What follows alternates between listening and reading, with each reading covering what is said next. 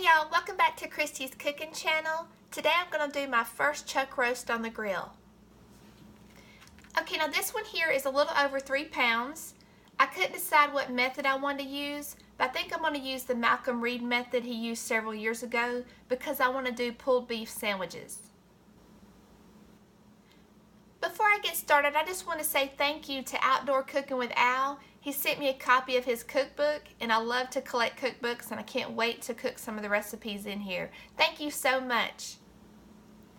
Okay, now for the binder, I'm going to use some of the same stir-fry oil. Okay, for the rub, it's real simple. Just salt, pepper, garlic powder, onion powder, some chili powder, and some cayenne pepper.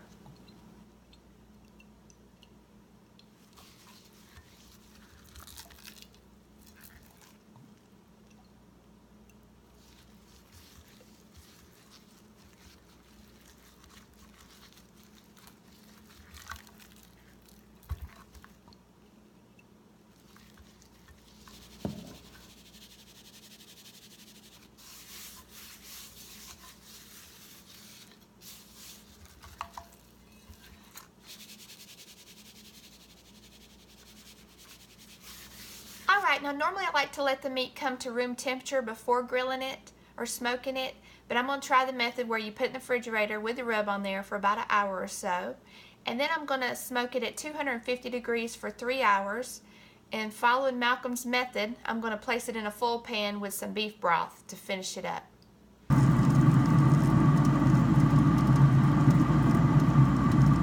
Okay, so far I've cooked it for 3 hours. After the first hour and a half, I flipped it, and I'm going to go ahead and add a little over 4 cups of beef broth that's been warmed.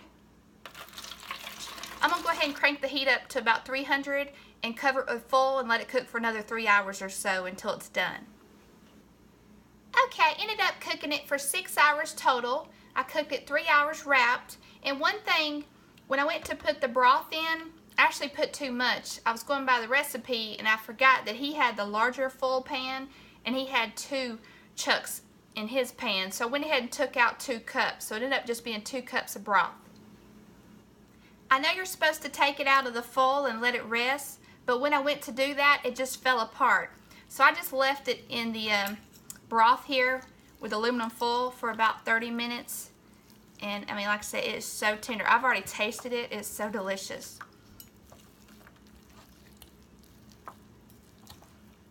And again, I was doing this on purpose because I wanted to make sandwiches, I should say.